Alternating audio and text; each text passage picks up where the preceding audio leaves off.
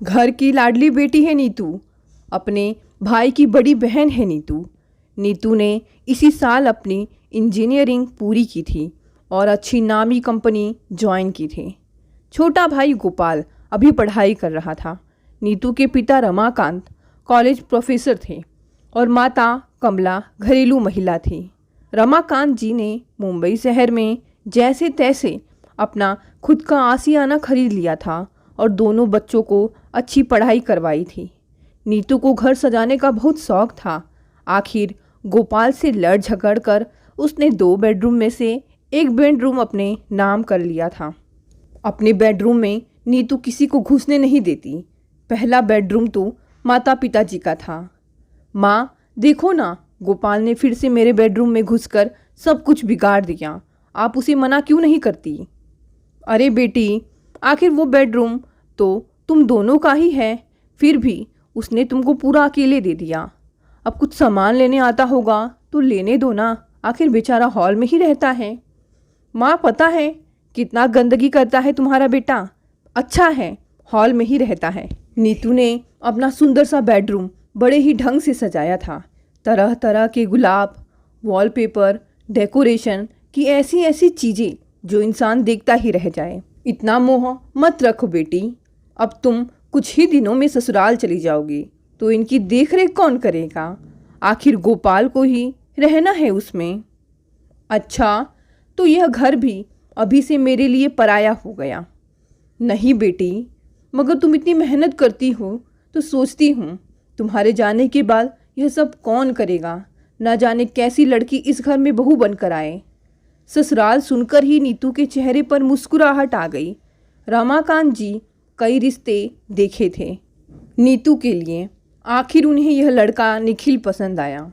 निखिल देखने में हैंडसम था, पेशे से सॉफ्टवेयर इंजीनियर था, छोटा परिवार था। अच्छा रिश्ता मिलते ही रमाकांत जी ने नीतू की सगाई निखिल से कर दी थी और अभी 6 महीने बाद नीतू की शादी थी। माँ सच ही तो कहती है, विवाह में अब दिन ही कितने रह गए हैं। और वो भविष्य के सुनहरे सपनों में खो गई। उस दिन के बाद उसने भाई को टोकना छोड़ दिया। अब वह विवाह के बाद ही अपने घर को खुशबू और प्यार से सजाएगी। सोचते सोचते उसके होठों पर स्वतः सहज मुस्कुराहट उभर आई। 6 महीने कैसे बीत गए पता ही न चला। शादी की तैयारियां शुरू हो गई। दिल पर पत्थर रखकर रमाकांत जी और कमला जी ने बेटी की विदाई की। विदाई के समय गोपाल भी बहुत रोया था। 5 लाख दहेज के साथ नीतू अपने ससुराल में आ गई, यानी अपने पति के घर आ गई। पति का घर उसका ही तो हुआ ना। 2 बेडरूम, हॉल, किचन वाला रो हाउस। छोटी ननंद अभी पढ़ रही थी। कमाने वाले घर में अब 2 हो गए थे। आखिर निखिल को कमाने वाली पत्नी चाहिए ही थी और घर वालों को भी। नीतू के ससुर जी रिटायर्ड हो चुके थे। क्योंकि प्राइवेट नौकरी में थे इसलिए सिर्फ रिटायरमेंट ही मिला था, जो कि उन्होंने बेटी की शादी के लिए रख दिया था। नीतू को ससुराल में सब बहुत प्यार और सम्मान के साथ रखते थे, क्योंकि नीतू सुंदर, शिक्षित और कमाऊ जो है और बेटे को पसंद भी है। सास लगभग 58 वर्ष की थी, मगर स्वस्थ और चुस्त थी। नीतू वो बेटी बेटी कहते ना थकती और घर के सारे काम वे खुद ही करती और थोड़ा मोड़ा काम वो नीतू से करवाती। वैसे घर में बर्तन और झाड़ू पोछा के लिए काम वाली लगवाई गई थी जब से बेटे की शादी की थी। सास यहाँ तक कि बेटे के साथ साथ नीतू का भी लंच पैक कर देती। नीतू तो फूले ना समाती इतना अच्छा परिवार के रूप में सास, ससुर और ननंद पाकर। मगर नीतू ने धीरे धीरे यह गौर किया कि परिवार में सभी की नज़र उसकी सैलरी पर थी। सास इतना सारा जो प्यार लुटा रही है, उसके बदले वो बहू की सैलरी की अपेक्षा कर रही हैं। निखिल उसकी सैलरी का पाई पाई हिसाब रखता। इस बात से नीतू थोड़ी परेशान हुई। नीतू को घर सजाने का शौक बचपन से ही था। यहाँ ससुराल में आते ही उसने पाया कि यहाँ सब कुछ उसके मन मुताबिक नहीं था। नीतू ने ससुराल को अपने ढंग से ढालना चाहा। उसने इसकी शुरुआत भी कर दी। हर इतवार को वो बाजार निकल जाती और अपने शौक को पूरा करने धीरे धीरे उसने छोटी छोटी चीज़ें खरीद कर घर की काया पलट कर दी।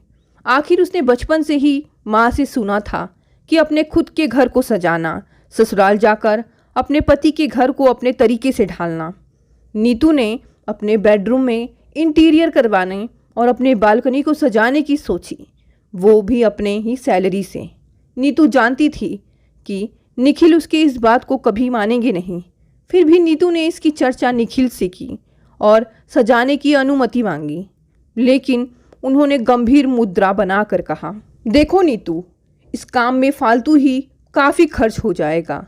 यह छोटी छोटी सजावट तो ठीक है, पर इंटीरियर करने की अनुमति मैं नहीं देता। पर क्यों? इसमें हर्ज ही क्या है? वैसे भी तुम्हें कुछ खर्च नहीं करना है, सारा खर्चा मैं खुद ही उठा लूँगी। नहीं नहीं, इसकी कोई ज़रूरत नहीं है, समझी? वैसे भी घर खर्च ही खींचतान कर चल रहा है और अभी तो छोटी बहन का शादी भी करना है, तो यह फिजूल खर्च अब मैं सहन नहीं कर पाऊँगा। अभी कुछ समय के लिए यह विचार छोड़ दो। लेकिन सारी जवाबदारी मेरी होगी, नीतू ने आशा भरी निगाहों से निखिल को निहारते हुए कहा। तुम अब पराई तो नहीं हो नीतू, अपना पैसा अभी तुम बैंक में ही रखो, समय पर काम आएगा। पति की तंग दिली पर नीतू सोच में पड़ गई। इस काम के लिए इतना भारी खर्च नहीं कर सकती। उसका मन एक बारगी बूझ सा गया, मगर अभी वो नई नई थी, अतः अपनी इच्छा को फिलहाल मन में ही दफन कर दिया। खुशी खुशी 1 साल बीत गए। नीतू अब माँ बनने वाली थी। जैसे ही नीतू को अपनी प्रेगनेंसी का पता चला तो नीतू फूले ना समाई। जैसे नीतू को बेसब्री से इसी का ही इंतज़ार था। होता भी क्यों नहीं, आखिर हर औरत का यह खुशनुमा पल होता है। नीतू ने इसकी चर्चा अभी तक अपने मायके में नहीं की थी, क्योंकि नीतू सबको सरप्राइज करने वाली थी। आखिर घर में दोगुनी खुशियाँ जो आने वाली थी। 10 दिन बाद ही गोपाल की भी शादी थी। नीतू 2 दिन बाद मायके जाने वाली थी और निखिल शादी के 1 दिन पहले आने वाला था। नीतू ने जब यह खबर मायके पहुंचते ही सुनाई तो जल्द ही बनने वाले नाना नानी मामा की खुशी का ठिकाना ही नहीं रहा। सारे रीति रिवाज के साथ घर में नई बहू का आगमन हुआ। सारे रीति रिवाज पूरे हो जाने के बाद नीतू पति के साथ ससुराल वापस आ गई। यहाँ सास ससुर ने भी कई जगहों पर ननन की शादी की बात चलाई थी। ननन की अब पढ़ाई पूरी हो चुकी थी और वो आगे की परीक्षा की तैयारियों में लगी थी। तभी उसके लिए एक बहुत बड़े घर से रिश्ता आया। पहले तो ननन ने अपना करियर बनाने से पहले विवाह से इनकार कर दिया, मगर फिर माता पिता और भाई के दबाव पर अपनी स्वीकृति दे दी। जाहिर सी बात है, इतना बड़ा खानदान, पैसे भी खूब खर्च होंगे। जो पैसा नीतू ने दहेज में लाया था वो सब मिलाकर बड़ी धूमधाम से ननद की सगाई की रस्म पूरी हुई और शीघ्र ही वर पक्ष की मांग के कारण विवाह की तैयारियां भी शुरू हो गई। धीरे धीरे नीतू का 3रा महीना शुरू हो गया। अब नीतू थकी थकी से रहने लगी। अपने गर्भावस्था में सुकून से जीना चाहती थी वो, क्योंकि ऑफिस के कामों का बहुत भार रहता है। इसलिए नीतू ने अपनी जॉब छोड़ने का फैसला कर लिया। शाम को जब नीतू ऑफिस से आई तो उसने अपना फैसला पति को सुनाया। अरे इसकी क्या ज़रूरत आ पड़ी? क्या मम्मी तुमसे घर का काम करवा रही है तो कहो, मैं मना करवा देता हूँ। निखिल ने एक टक कहा। नहीं नहीं, बात वो नहीं है। मैं इन लम्हों में स्ट्रेस नहीं लेना चाहती और तुम तो जानते ही हो कि काम का कितना स्ट्रेस होता है। हाँ वो तो है, मैं जानता हूँ, मगर आखिर में तुम्हें मातृत्व अवकाश तो मिलेगा ही और मैं भी पेरेंटल लीव लूँगा ही, तो क्या ज़रूरत है इतनी अच्छी सैलरी वाली जॉब छोड़ने की। और मैं मम्मी से कह दूँगा कि तुमसे कोई काम ना करवाएं। जैसे तैसे निखिल ने नीतू को मना लिया अपनी जॉब ना छोड़ने के लिए। आज छुट्टी का दिन था। सबकी दिनचर्या भी छुट्टी के दिन शुरू देर से होती है, मगर प्रकृति प्रेमी नीतू इस दिन जल्दी उठकर पास वाले गार्डन में सैर के लिए निकल जाती है। सुनहरी सुबह, खिली धूप, सुगंधित शीतल हवा, इटलाते लहराते पेड़ पौधे, घूम फिर कर जैसे ही वो घर आई, उसे सास ससुर और पति को बैठक में देखकर आश्चर्य हुआ। कुछ शब्द कानों में पड़े तो लगा ननंद की शादी की ही चर्चा चल रही है। सास ने उसे प्यार से चाय नाश्ता करवाया और दोपहर को नीतू को खाना तैयार करने के लिए कहा तो वो किचन में चली गई। छुट्टी के दिन वैसे तो शाम को अक्सर वो पति के साथ कभी कभी फिल्म देखने तो कभी लंबी सैर पर बाहर चली जाती, तो रात्रि भोजन भी बाहर ही हो जाता है और उसे थकान उतारने का समय मिल जाता है। आज भी वे बाहर तो गए, मगर पति की गंभीर मुद्रा देखकर नीतू परेशान सी हो रही थी। घर आते ही नीतू ने कारण पूछा, क्या बात है निखिल, आज इतने गंभीर क्यों हो? कोई समस्या हो तो मुझे भी बताओ, शायद कुछ मदद कर सकूं। नीतू, तुम तो जानती ही हो कि बहन की शादी की तैयारियां चल रही हैं। आज सुबह उसी सिलसिले में माता पिता से चर्चा हुई। बड़े घर से रिश्ता जोड़ा है तो विवाह के लिए भी खासी रकम जुटानी होगी। पिताजी ने अपना सारा पैसा बैंक में जमा करा दिया, जो कि पूरी नहीं पड़ रही है। अब गृहस्थी मेरी कमाई से किसी तरह चल रही है और घर का लोन भी मुझे ही भरना है। इस समय हमें तुमसे आर्थिक सहयोग की अपेक्षा है, मगर मैं क्या सहायता कर सकती हूँ? भला तुम तो जानते ही हो कि जो कुछ मेरे पास था मैं तुम्हें सौंप चुकी हूँ। नीतू, तुम अपनी नौकरी के आधार पर बैंक से लोन ले सकती हो। मेरे ऊपर ऑलरेडी होम लोन है। अगर मैं लोन ले लूँगा तो किस्तें चुकाने के लिए घर के खर्चों में कटौती करनी पड़ेगी, जो संभव नहीं है। यह तुम क्या कह रहे हो निखिल? मैं नौकरी आत्मनिर्भरता के लिए कर रही हूँ। लोन लेने के बाद तो लंबे समय तक किस्तें चुकानी पड़ेंगी। फिर जब हमारा परिवार बढ़ेगा तो मैं नौकरी छोड़ भी सकती हूँ। अतः मैं यह रिस्क नहीं ले सकती। बहन का विवाह उनकी नौकरी लगने के बाद भी किया जा सकता है और मेरे दहेज के दिए पैसे भी तो शादी में ही लग रहे हैं। मगर तुम्हारा भविष्य मुझसे जुड़ा हुआ है ना नीतू, और मैं जब अपनी पारिवारिक जवाबदारी से मुक्त नहीं होता तब तक मैं परिवार नहीं बढ़ाता। मगर तुम्हें ही इस बच्चे की बड़ी जल्दी थी। मुझे यह बच्चा नहीं चाहिए। नीतू अब समझ गई कि सुबह की बैठक में उससे रकम हथियाने के लिए भावनात्मक जाल बुना गया है, मगर उसने निखिल से इसकी उम्मीद तो बिल्कुल भी नहीं की थी। जो उसने अभी कहा, नीतू ने दो टुक उत्तर दिया। यह क्या कह रहे हो तुम? होश में भी हो? तुम अपनी बहन का घर बसाने में हमें तो भूल ही गए। मैंने अब तक तुम्हारी हर बात मानी, मगर तुमने तो आज मेरे बच्चे को ही दांव पर लगा दिया। मुझे अपनी कमाई अपनी इच्छा से खर्च करने का पूरा अधिकार है और मैं इस अधिकार में किसी को सेंध नहीं लगाने दूंगी। विवाह से पहले तुमने ऐसी कोई शर्त भी नहीं रखी थी कि मेरी कमाई पर मेरा हक नहीं रहेगा। अगर मैं समझ सकती कि मुझसे दहेज इस रूप में हर बारी वसूला जाएगा तो मैं हरगिज तुमसे विवाह नहीं करती। मुझे तुमसे ऐसी उम्मीद नहीं थी नीतू। अगर तुम्हारा यही फैसला है तो इस घर में तुम्हारे और उस बच्चे के लिए कोई जगह नहीं है। कहते हुए निखिल कमरे से बाहर निकल गया। निखिल का जवाब सुनकर नीतू जड़वत रह गई। उसे तो अपने कानों पर विश्वास ही नहीं हो रहा था। आंखों से आंसू बहते जा रहे थे। दिल जोरों का धड़कने लगा और हाथ कांपने लगे। अपने बच्चे का सोचकर नीतू ने हिम्मत से काम लेते हुए तुरंत टैक्सी के लिए फ़ोन करके अपने गहने कपड़े पैक किए और घर छोड़कर निकल गई। सास ससुर उसे जाते हुए देखते रहे, मगर उसे रोकने का प्रयास किसी ने नहीं किया। शायद वे सारा मामला भाप गए थे।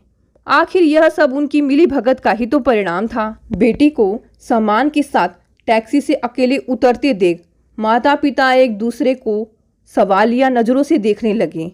नीतू ने अंदर आकर उनको प्रणाम किया और सब एक साथ बैठक में आ गए। माता पिता के कुछ पूछने पर उसने भरे गले से सारी दास्तान कहकर सुनाई। उन्होंने उसे तुरंत सांत्वना देते हुए कहा, बेटी दुख ना करो, हम तुम्हारे साथ हैं, यह घर तुम्हारा भी है। मगर नीतू समझ गई थी कि बेटियों का कोई घर नहीं होता, चाहे इस बात को माँ पिता को मजबूरी में ही कहना पड़ता होगा कि यह घर उनके लिए पराया है, क्योंकि उन्हें पति के घर जाना होता है और पति का घर, वो भी सारे त्याग तपस्या के बावजूद उनका नहीं हो सकता। जब चाहे उन्हें प्रताड़ित और अपमानित करके बाहर कर दिया जाता है। नीतू की भाभी सुंदर और नम्र व्यवहार वाली थी। 1 महीने बाद वहाँ से निखिल ने तलाक के कागजात भिजवा दिए। नीतू ने उसी दिन ठान लिया कि वो इस बच्चे का खुद ही पालन पोषण करेगी। जैसे तैसे महीने गुजर गए। नीतू ने अपनी नौकरी जारी रखी थी क्योंकि वो किसी पर बोझ नहीं बनना चाहती थी। आज नीतू ने प्यारी सी बेटी को जन्म दिया जिसका उसने नाम रखा आशा। नीतू की भाभी और माँ नीतू और आशा का खूब ख्याल रखती थी। इन्हीं की प्यार की वजह से नीतू ने डिलीवरी के बाद फिर से ऑफिस ज्वाइन कर लिया। नीतू नियति को स्वीकार करते हुए मन ही मन सबसे पहले किसी सोसाइटी में अपना घर खरीदने का संकल्प किया। अपना घर जहां सुनहरी सुबह और सुरमई शाम का एक टुकड़ा सिर्फ उसका होगा। ऑफिस जाना शुरू करते ही वह अपने घर के आसपास एक सोसाइटी में अपना घर बुक करने के लिए बैंक से लोन लेने की कवायद में जुट गई और अच्छी नौकरी के आधार पर उसका लोन शीघ्र ही स्वीकृत भी हो गया और उसने एक बेडरूम हॉल किचन वाला रो हाउस खरीदने के बाद ही चैन की सांस ली। आज नीतू अपने खुद के घर में शिफ्ट हो गई। बेटी आशा भी धीरे धीरे 6 महीने की हो गई। नीतू के ऑफिस जाने के बाद आशा किसी पर बोझ ना बन सके इसका भी इंतज़ाम नीतू ने कर रखा था। उसने फुल टाइम मेड रख ली थी जो घर का पूरा देखभाल करती। चूँकि नीतू का परिवार भी बगल की सोसाइटी में था तो रोज कमला जी रमाकांत जी आ जाते आशा को संभालने। दिन रात दोनों को एक ही बात की चिंता सताती कि कैसे भी बेटी का घर फिर से बस जाए। आज नीतू की कंपनी का किसी बड़ी कंपनी के सीनियर के साथ मीटिंग था। जैसे ही नीतू ने संजय को उस मीटिंग में देखा तो उसके तो होश ही उड़ गए। यह तो वही संजय है जो नीतू के साथ कॉलेज में पढ़ता था और पढ़ाई पूरी करने के बाद वो बाहर चला गया था। संजय तुम? हाँ। मीटिंग खत्म होने के बाद दोनों पास के ही एक कैफ़े में गए बात करने। तुम यहाँ कैसे? इस कंपनी में एम्प्लॉई हो? हाँ संजय। तुम कैसे और कब आए और कभी संपर्क क्यों नहीं किया? हाँ, काफ़ी लंबे अरसे से हमारी बातचीत नहीं हुई। बताओ कैसी गुजर रही है तुम्हारी ज़िंदगी? निखिल कैसा है? तुम्हें कैसे पता नाम? मैडम भूल गई राशि को। उसने मुझे बताया था कि तुम्हारी शादी हो गई है। कब मिलवा रही हो निखिल से? कुछ देर शांत रहने के बाद नीतू ने कहा, संजय मेरा निखिल से तलाक हो चुका है। और उसने सारी बात बता दी। सुनकर बहुत दुख हुआ नीतू। अब क्या करने का इरादा है? नीतू ने बात काटते हुए कहा, मेरी छोड़ो अपनी बताओ। तुम्हारी शादी हुई? कितने बच्चे हैं? मैंने अभी तक शादी नहीं की है क्योंकि जिसको मैं चाहता था उसकी तो शादी हो गई थी और ऊपर वाले का करम देखो आज वो मेरे सामने बैठी है। क्या? यह क्या कह रहे हो? हाँ नीतू तुमने सही सुना। मैं सही कह रहा हूँ। मैं तुमसे शादी करना चाहता हूँ। मैं तुम्हें खुश देखना चाहता हूँ। मैं आशा को एक पिता का सहारा देना चाहता हूँ। काफ़ी दिनों तक सोचने के बाद और सबकी राय लेने के बाद आज नीतू ने संजय को हाँ कह दिया। इस बात से संजय के माता पिताजी और बड़ी बहन बहुत खुश थी कि आखिर उनका बेटा शादी के लिए राजी तो हुआ। संजय और नीतू की शादी हो गई। संजय ने अपनी दीदी के बारे में नीतू से बताया कि जीजाजी सड़क दुर्घटना में चल बसे थे। उनकी दीदी सिर्फ 32 साल की ही थी। घर वालों के कहने पर उन्होंने इस शादी के लिए हामी भरी थी। मामा ने यह रिश्ता बताया है। लड़का इंजीनियर है, खाते पीते घर का है और तलाकशुदा है और बच्चे नहीं हैं। उसकी पहली पत्नी किसी पैसे वाले के चक्कर में थी और उसी के साथ चली गई। सबको यह रिश्ता पसंद आया तो अगले हफ्ते ही दीदी की सगाई है। और हाँ देखो, सारी तैयारियां तुम्ही को देखना है। आखिर इस घर की नई नवेली बहू जो हो। आज दीदी की सगाई थी तो सिर्फ घर के लोग ही थे। तभी लड़के वालों ने घंटी का बटन दबा दिया।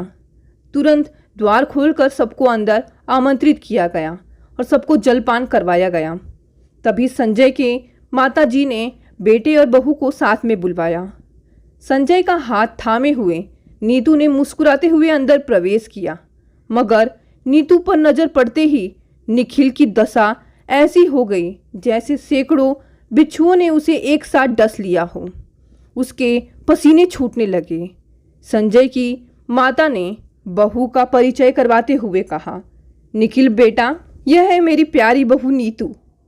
तभी नीतू ने कहा, रुको मम्मी जी, मैं इनका परिचय करवाती हूँ। यह है मिस्टर निखिल, मेरे पूर्व पति, और मैं इनकी वही पत्नी हूँ जिन्हें छोड़कर मैं किसी पैसे वाले के साथ भाग गई थी। नीतू की बातें सुनकर सबको सारा ब्रह्मांड घूमता नजर आने लगा। इसी बीच संजय की बहन ने कहा, हारे लोभी पुरुष, तुम्हारी स्वार्थी सोच के आगे सारे महिला विमर्श। फिर सहसा चीख पड़ी, मैं तुम्हारे साथ हूँ भाभी, कहकर उसने बहते हुए आंसुओं को रोकने का प्रयास करते हुए कहा, धोखेबाज कहीं का, निकल मेरे घर से। और बारी बारी से जब सब निकल गए तब उसने जोर से दरवाज़ा बंद किया और कस के नीतू के गले लग गई। दोस्तों, आज की कहानी यहीं समाप्त हो गई। कहानी पसंद आई तो इसे लाइक और शेयर करें। अगर आप नए हैं तो इस चैनल को भी सब्सक्राइब कर लें। धन्यवाद दोस्तों, मिलते हैं अगली कहानी से।